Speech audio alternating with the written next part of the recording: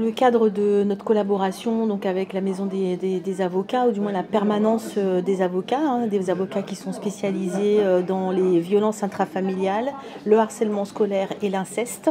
Donc dans le cadre de cette collaboration avec cette permanence qui est très, j'ai envie de dire même unique ici à La Réunion, et je ne sais pas même ailleurs, mais en tout cas c'est une bonne initiative des avocats. L'idée de cette permanence en fait, c'est que nous, EPA, quand on écoute les familles, on les oriente et on les accompagne, et bien on les oriente vers cette permanence-là. Ce qui veut dire que nos familles sont outillées, équipées entre guillemets de conseils juridiques de professionnels, donc les avocats, au démarrage en fait de leurs affaires. Donc dès qu'on a un enfant victime, on a une famille, donc on écoute la famille, on accueille les besoins, on accueille les soucis, et surtout on les oriente maintenant vers des avocats spécifiques, spécialisés.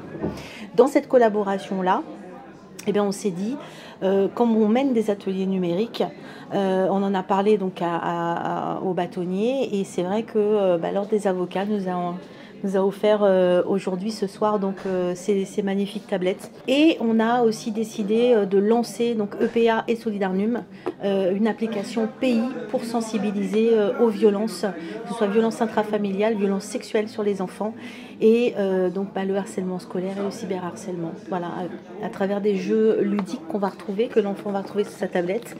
C'est une application qui va être destinée à tous, donc enfants, ados, mais aussi parents. On va encourager aussi les jeux parents-enfants, et les écoles aussi, bien sûr, les enseignants pour les enfants dans les classes. On va faire une application avec le créole, mais Annabelle, qui va s'occuper de la création de l'application, donc Annabelle de Solidarnum, nous a apporté une bonne nouvelle, c'est qu'on va aussi bien sûr avoir toutes les langues parlées ici sur le territoire.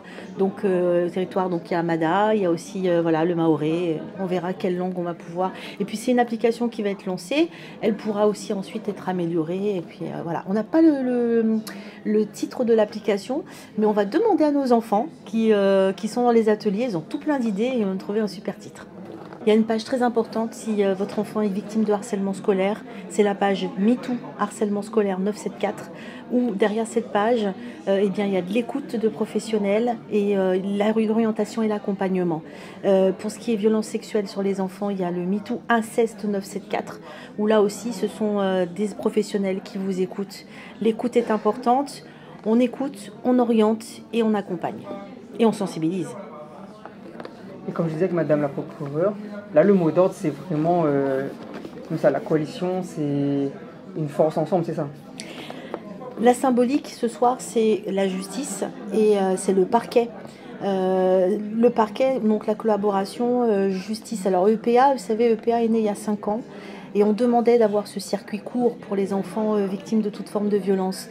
C'est quoi le circuit court? Ça veut dire que EPA est né avec l'affaire Eliana, elle aurait dû être placée 15 jours avant, etc. C'est qu'il y a un moment donné, il faut qu'on se coordonne, déjà on apprenne à se connaître, c'est important de se connaître pour travailler ensemble. Donc l'idée c'est de se connaître, apprendre à travailler ensemble, à décloisonner et se coordonner. Voilà, ça c'est important. Et là les affaires avancent beaucoup plus vite, et le traitement des dossiers, etc. C'est important.